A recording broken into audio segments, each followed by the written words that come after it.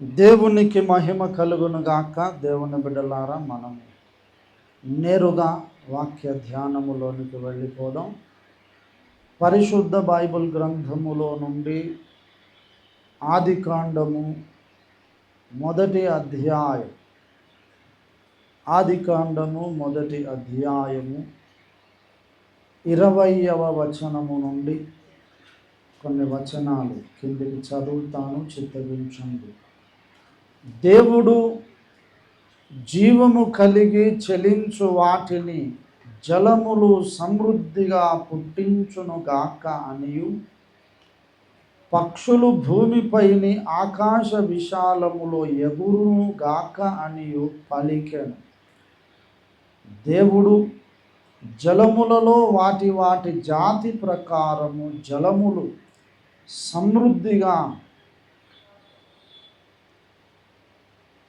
సమృద్ధిగా పుట్టించిన మహామత్స్యములను, జీవము కలిగి చలించు వాటినన్నిటినీ దాని జాతి ప్రకారము రెక్కలు గల ప్రతి పక్షిని సృజించెను. అది మంచిదని దేవుడు చూచెను. ప్రార్థన చేసుకొని, ప్రేమ కలిగిన మా పరమ తండ్రి, చదువబడిన లేఖన భాగమును మీరే విరిచి మాకు పంచిపెట్టండి నాయన. మీ దాసుడు వట్టివాడే, నిష్ప్రయోజకుడు. కేవలం మీ కృప చేతన మీ శిలువ రక్తములో మీ దాసుని బాగుగా కడగండి, శుద్ధి చేయండి.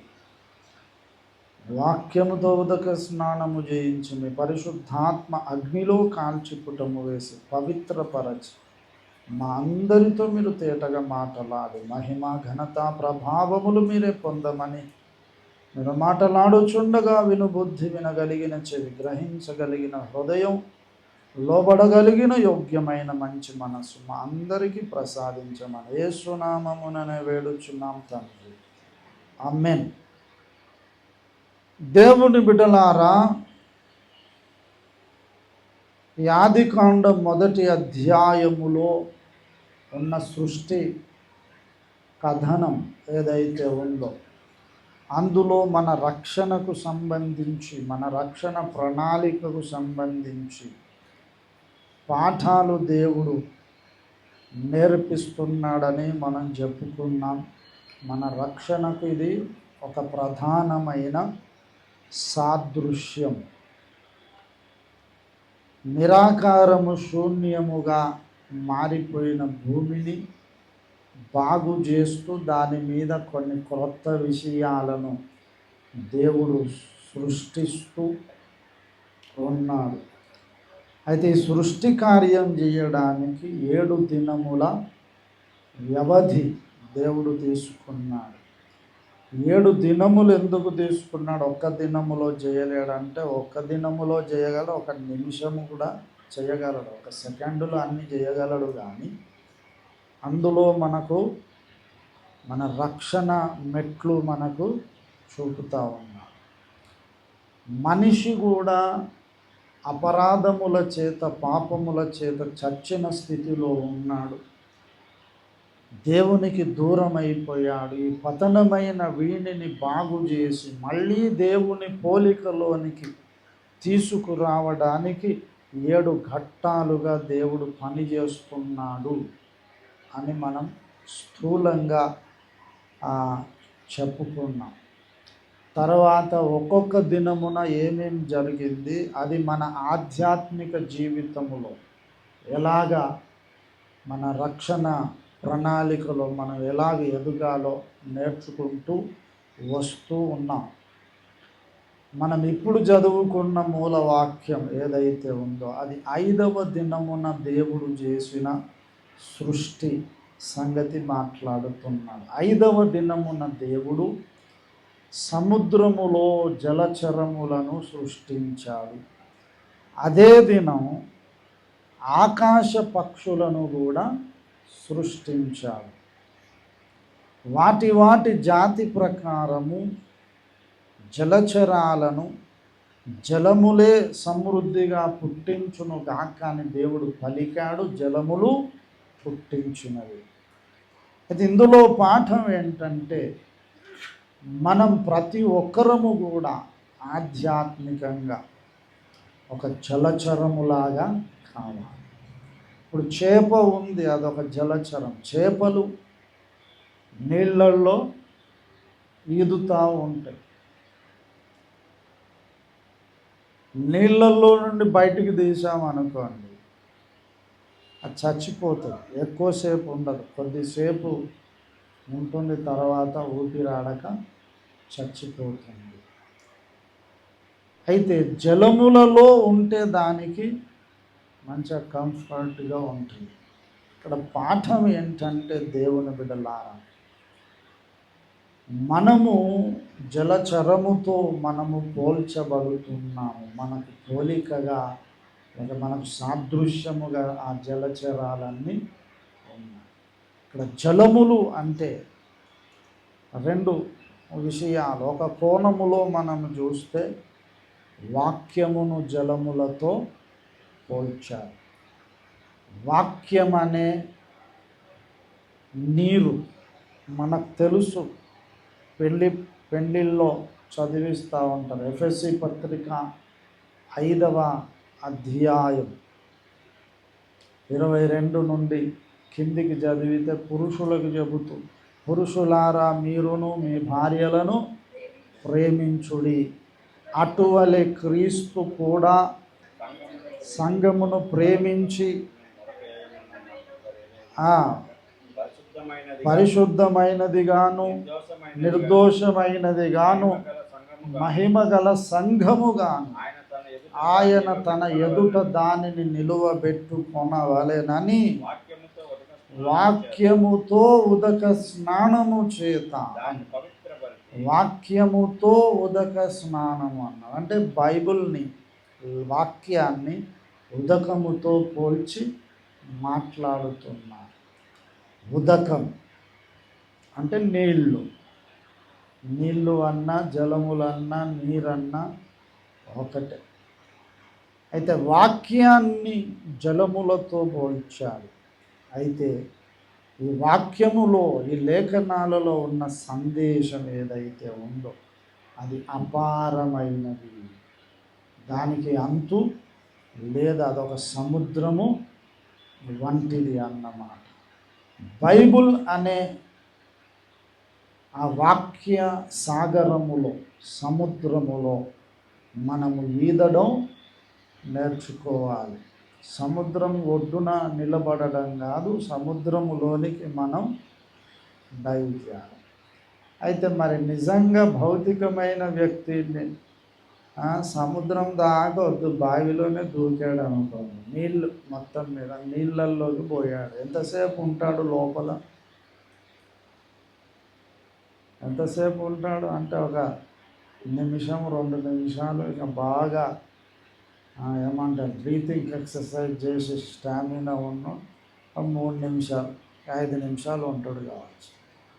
ఇంకా ఎక్కువగా అట్టనే ఉందామని పట్టుబడితే ఇంకా అటే పోతాడు, అంతే సంగతి. అయితే నీళ్ళ లోపల ఈ ఎక్కువసేపు ఉండలేదు, బయటకు రావాలి. అదే చేప అనుకోండి, చేపకు బయటకు వస్తే ఊపిరాడదు, నీళ్ళల్లో ఉంటేనే దానికి హాయిగా ఉంటుంది. అంటే వాక్యం అనే జలములలో, ఈ సముద్రములో మనం ఈదడం నేర్చుకోవాలి. హల్లెలూయా. అంటే వాక్యాన్ని బాగా దివారాత్రములు ధ్యానించాలని అర్థం. కీర్తనల గ్రంథములో 1వ కీర్తనలో చెబుతాడు కదా, మనకు చిరపరిచితం, దుష్టుల ఆలోచన చొప్పున నడవక, పాపుల మార్గంన నిలవక, కూర్చుండక, తర్వాత అంట యెహోవా ధర్మశాస్త్రమునందు ఆనందించుచు దివారాత్రములు దానిని ధ్యానించువాడు ధన్యుడు. హల్లెలూయా. అక్కడ ఎన్నో పాఠాలు ఉన్నాయి. ఒక కోణం అన్నాను, అందుకని ఒక కోణం. యాక్చువల్గా ఈ 5వ ఘట్టం పరిశుద్ధాత్మ దేవునితో మనకు ముడిబడి ఉన్న విషయాలు, అది కూడా చెప్పుకుందాం. సమయాభావాన్ని బట్టి ఒక విషయం మీ దృష్టికి తెచ్చి ముగించుకుంటాం. దివారాత్రములు దేవుని వాక్యాన్ని మనం ఏం చేయాలట? ఆనందించుచు దానిని ధ్యానించాలి, ఆనందించాలి. అంటే ఎప్పుడు నీవు వాక్యములో మునిగిపోతూ ఉండాలి. హల్లెలూయా. అలా ఉంటే నీకు మంచిది. నువ్వు వాక్యము లోపలికి వెళ్ళిపోవాలి, వాక్యం నీ లోపలికి రావాలి. యేసయ్య అన్నాడు యోహాను సువార్త 15వ అధ్యాయములో, నాయందు మీరు మీయందు నా మాటలు నిలిచి ఉండిన ఎడల మీకేది ఇష్టమో అడుగుడి, మీకు అనుగ్రహింపబడును. నాయందు మీరు నిలిచి ఉండాల, మీయందు నా మాటలు నిలిచి ఉండాలి. మన యందు ఆయన మాటలు నిలిచి ఉండడం అంటే ఏంటి? వాక్యమే. హల్లెలూయా. దేవుని వాక్యాన్ని మనం బాగా నింపుకోవాలి మన హృదయము నిండా. కొలొస్సయులకు రాసిన పత్రిక లోనికి రండి. కొలొస్సయులకు రాసిన పత్రిక 3వ అధ్యాయం 16వ వచనం, సంగీతములతోనూ కీర్తనలతోనూ ఆత్మ సంబంధమైన పద్యములతోనూ ఒకనికి ఒకడు బోధించుచు బుద్ధి చెప్పుచు కృపాసహితముగా మీ హృదయములలో దేవునిని గూర్చి గానము చేయుచు సమస్త విధములైన జ్ఞానముతో క్రీస్తు వాక్యము మీలో సమృద్ధిగా నిలిచి నివసింపనీయుడి. ఎలాగన్నాడు? క్రీస్తు వాక్యము మీ హృదయములో సమృద్ధిగా నివసింపనీయుడి. అంటే కొంచెం కొంచెం ఒక కంటత వాక్యం పిల్లలకు నేర్పించినట్టు. అలా కాదు, మొదలు మెమరీ వర్డ్స్ ఒకటి నేర్పిస్తారు. నేర్చుకొని వాడు మనసులో పెట్టుకొని అట్లా ఉండాలని వాడు అనుకొని హృదయంలో స్వీకరిస్తాం. అయితే వారానికి ఒక కంటత వాక్యం పిల్లలకి ఇచ్చినట్టుగా మనం కూడా వారానికి ఒకటి అట్లా నేర్చుకుందామా? ఏమన్నాడు? సమృద్ధిగా అన్నాడు. క్రీస్తు వాక్యము సమృద్ధిగా మీలో నివసింపనీయడం అంటే అర్థం ఏంటి? నివాసం అంటే ఆ దేవుని వాక్యానికి నీవు నివాసం, ఇల్లు అన్నమాట. మనము దేవుని ఇల్లు అన్నాడు కదా, మీరు ఇంటి వలె కట్టబడుచున్నారు. పౌలు అంటాడు కొరింథీయులకు రాసిన మొదటి పత్రిక 3:9, 3వ అధ్యాయం 9లో, మేము జతపని వారము, మీరు దేవుని వ్యవసాయమును దేవుని గృహమునయ్యున్నారు. మీరు దేవుని గృహం, మీరు దేవుని ఇల్లు. హెబ్రీ పత్రికలో కూడా మనమే దేవుని ఇల్లు అని కూడా అన్నారు. పేతురు తన మొదటి పత్రిక 2వ అధ్యాయం 2వ భాగములో అంటాడు, మీరును సజీవమైన రాళ్ళ వలె ఉండి ఆత్మ సంబంధమైన మందిరముగా కట్టబడుచున్నారు. ఆ మందిరం ఏంటో కదా, దేవుని ఇల్లు. నా తండ్రి ఇంటిని దొంగల గుహగా చెయ్యకుడి చేసి తిరిగి అని గద్దించాడు అన్నాడు. వ్యాపారపు టిల్లుగా చేశారు. అంటే దేవుని మందిరమే దేవుని ఇల్లు. ఇప్పుడు ఆ ఇల్లు మనమే. మన లోపల దేవుడు నివాసం ఉండాలంటే దేవుని వాక్యము నివాసం ఉండాలి. హల్లెలూయా. దేవుని వాక్యము నీ ఇంట్లో నివాసం ఉండాలంటే ఆ వాక్యానికి నీవు అక్కడ స్థలం కేటాయించాలి. ఇంట్లోకి ఎవరైనా గెస్ట్ని పిలిచినప్పుడు అతడు ఉండడానికి ఒక గది, అక్కడ మంచము అవసరమైన అన్ని ఏర్పాట్లు చేస్తే అంత చెత్తకొండిలాగా ఉంటే అన్న ఇక్కడనే ఉండమంటే నాకు కొంచెం అర్జెంట్ పని గుర్తొచ్చింది, పోవాలి, పోకపోతే అక్కడ కొంపలు అంటుకుపోతాయి అని మెల్లగా తప్పించుకొని అవతల పడతాయి. అవునా కదా? అంటే ఎవరన్నా మన ఇంటికి వస్తే వారికి అక్కడ ఉండాలంటే మంచి వాతావరణం ఉండాలి. ముందు మనలో ప్రేమ ఉండాలి, మన హృదయంలో ఉండాలి. ఒక సామెత ఉంది ఉర్దూలో, హిందీలో, హైదరాబాద్, దిల్ మే జగహ హై తో ఘర్ మే భీ జగహ. అసలు వాని లోపలనే లేదనుకో, లంక అంత ఇల్లు ఉన్నా మీరు వచ్చారు కానీ ఎట్లా ఇక్కడ అంత కుదిరేటట్టు లేదని ఏదో సొల్లు చెప్తాం. లోపల ఉందనుకో మీకే ఇరుకుగాను, ఇరుకుంటే ఏందన్న నువ్వు మంచం మీద వండుకొని మంచం కింద వండుకుంటే అవసరం లేదు అంట. లోపల ఇప్పుడు దేవుని వాక్యాన్ని మన లోపల మన హృదయంలో నివసింపనీయాలంటే అసలు ముందు ఆ వాక్యానికి మన హృదయంలో మనం చోటు ఇస్తున్నామా లేదా? సమృద్ధిగా నివసింపనీయుడి అన్న. ఎంత నింపుకున్నారు? సమృద్ధి అంటే ఎంత? ఇంతనా కొలతనే లేదు. ఎంత సాధ్యమైతే అంత నువ్వు దేవుని వాక్యాన్ని ధ్యానించి లోపల నింపుకోవాలి. నా యందు మీ మాటలు నిలిచి ఉండాలి, మీరు నా యందు నిలిచి ఉండాలి, నేను మీ యందు నిలిచి ఉండాలి. ఇప్పుడు మన యందు దేవుని మాటలు అంటే దేవుని వాక్యం అని చెప్పి, ఇప్పుడు మనం క్రీస్తునందు నివసించడం అంటే క్రీస్తు ఎవరు? మళ్ళీ ఆది యందు వాక్యము ఉండెను, వాక్యము దేవుని యొద్ద ఉండెను, వాక్యము దేవుడై ఉండెను. ఆ వాక్య దైవములో మనం నివాసం ఉండాలి. ఇప్పుడు మనం చదువుకున్న మూలవాక్యం కాంటెక్స్ట్లో చూసుకుంటే వాక్యము సముద్రం జలములతో పోల్చబడ్డది. ఇప్పుడు మనం ఎక్కడ ఉండాలా? జలములలో, అంటే వాక్యం అనే జలముల లోపల ఉండాలంటే మనం జలచరం కావాలి. హల్లెలూయా!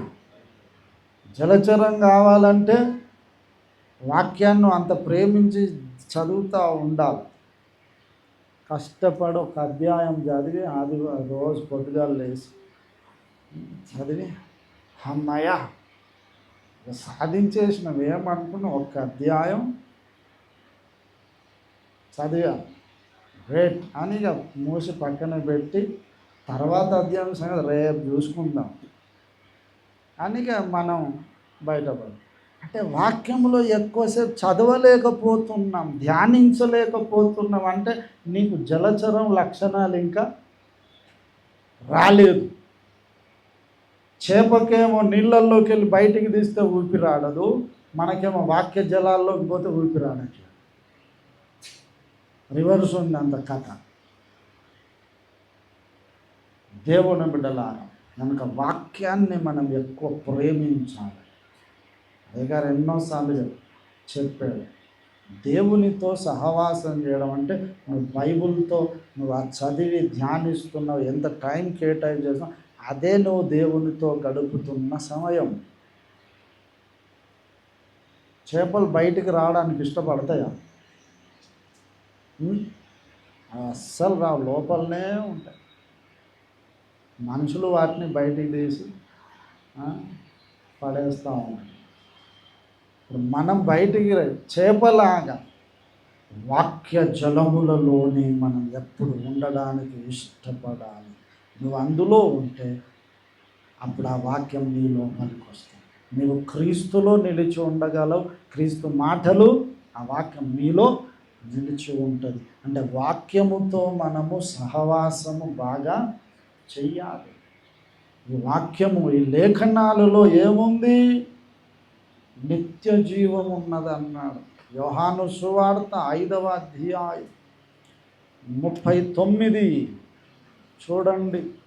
లేఖనముల యందు నిత్య జీవము కలదని తలంచుచు వాటిని పరిశోధించుచున్నారు. అవే నన్ను గూర్చి సాక్ష్యమిచ్చు. లేఖనములలో ఏముందట? నిత్య జీవముంది. హల్లెలూయా. లేఖనాలలో నిత్య జీవం ఉంది. నిత్య జీవం.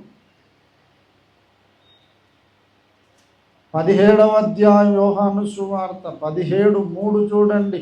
అద్వితీయ సత్య దేవుడవైన నిన్నును నీవు పంపిన యేసుక్రీస్తును ఎరుగుటయే నిత్య జీవం. ఆ నిత్య జీవము యేసును తండ్రిని ఎరుగుటయే అన్నాడు. ఆయన మనకు ఎలా తెలుస్తాడు? లేఖనముల యందు నిత్య జీవము గలదు, అవే నన్ను గూర్చి సాక్ష్యమిచ్చుచున్నది. వాటిని పరిశోధించండి.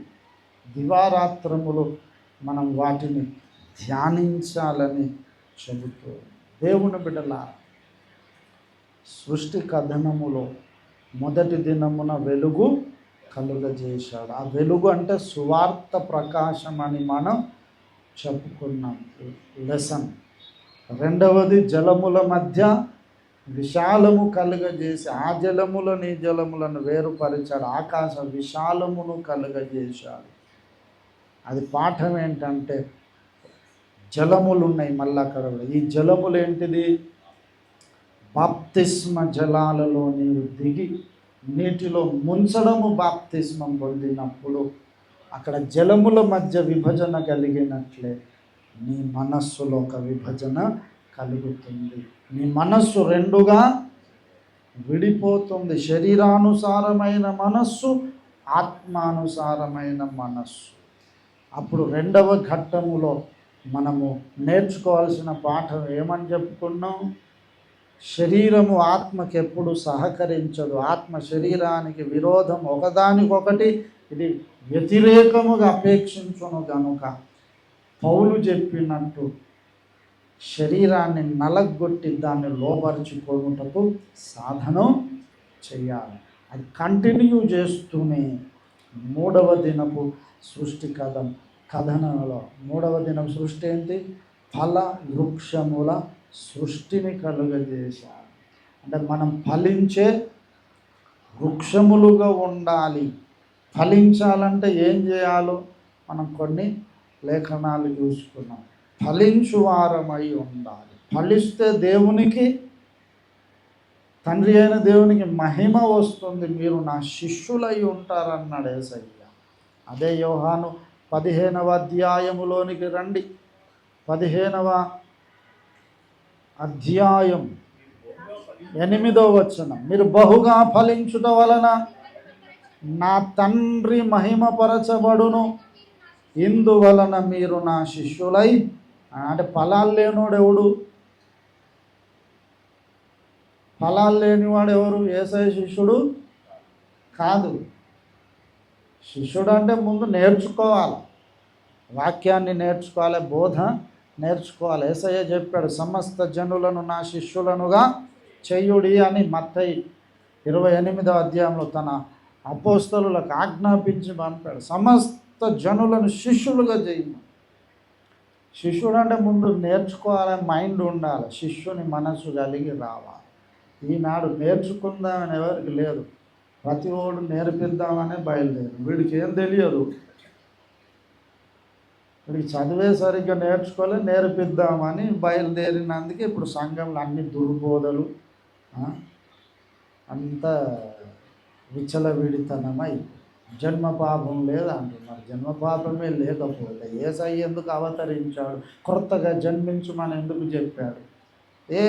చదువు రానోడు బడి పెట్టొద్దు అన్నాడు. అందుకే ఆయన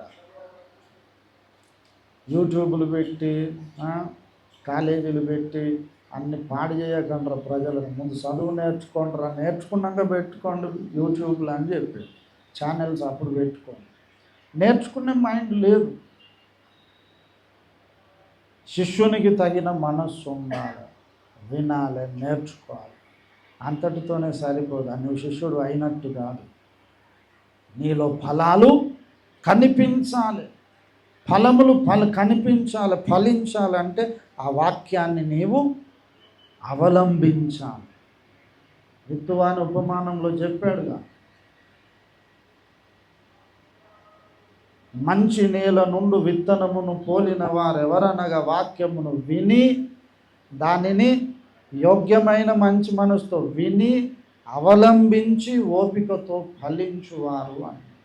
వినాల, ముందు నేర్చుకోవాలా, తర్వాత అవలంబించాల, ఓపిక పట్టాల. ఒక టైం వస్తుంది ఫలాలు, అప్పుడు నువ్వు నా శిష్యుడు అని దేవుడు యేసయ్య యాక్సెప్ట్ చేస్తాడు.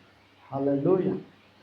మీరు బహుగా ఫలించినప్పుడు మీరు నాకు శిష్యులు అవుతారు, నా తండ్రి కూడా మహిమపడు. ఫలించే వృక్షాలు ఉండాలి అనేది 3వ దినం పాఠం.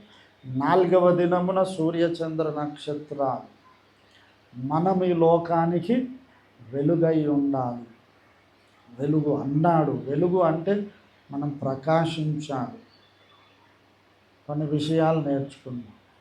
అయితే 5వ మెట్టు మీదకి వచ్చేసరికి దేవుని బిడ్డలారా, మనము ఆ వాక్య సముద్రములో ఈదడం నేర్చుకోవాలి. ఈరోజు బైబుల్ చదవలేదు, వాక్యం ధ్యానించలేదు అంటే అసలు నీకు ఊపి రాడనట్టు అయిపోవాలి.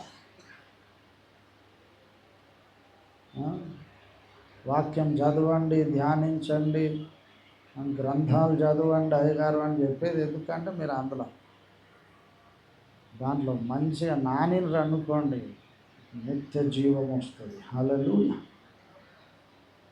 నిత్య జీవం వస్తుంది, ఒక స్టేజ్ వస్తుంది. అంటే జలచరము ఆ స్థితి రావాలి. ఎన్నేళ్ళైనా కూడా ఇంకా బైబిల్ ఒక్కసారి కూడా కంప్లీట్గా చదవని వాళ్ళు ఉన్నారంటే ఆశ్చర్యం లేదు. క్రైస్తవ సమాజం బాప్తిజం పొంది ఏం లేదని చెప్పుకుంటారు. 10 ఏళ్ళు అయింది, 20 ఏళ్ళు, 30 ఏళ్ళు. ఎన్నిసార్లు బైబిల్ చదివామంటే చదువుతున్నా, ఇంకా ఆన్ ద వే. ఎప్పుడు చదువుతాడో ఎప్పుడు ముగిస్తాడో అర్థం కాదు. మరి ఎప్పుడవుతావు జలచరాన్ని? వాక్యం నీ లోపలికి ఎలాగొస్తుంది? నువ్వు వాక్యంలో ఎలా నిలిచి ఉండగలవు? కనుక దేవుని బిడ్డలారా, తీర్మానం చేసుకున్నాం, వాక్యాన్ని బాగా మనం చదువుదాం. చదివిందే మళ్ళీ మళ్ళీ చదువుదాం. ఎంత ఎక్కువసేపు నువ్వు బైబిల్ చదివితే అంతగా దేవునితో నువ్వు సహవాసం చేస్తున్నావు. దేవునితో నువ్వు ఎంత ఎక్కువ సహవాసం చేస్తావో అప్పుడు దేవుని పోలికలు నీకు వస్తాయి. సామెత ఉంది, 6 నెలలు ఎవరితోనన్నా సహవాసం చేస్తే వాళ్ళు వీళ్ళు అవుతారట, వీళ్ళు వాళ్ళు అయిపోతారట. ఆయన లక్షణాలన్నీ, గుణ లక్షణాలు వీడికి అబ్బుతాయి, వీడి అన్నీ వాడికి అబ్బుతాయి.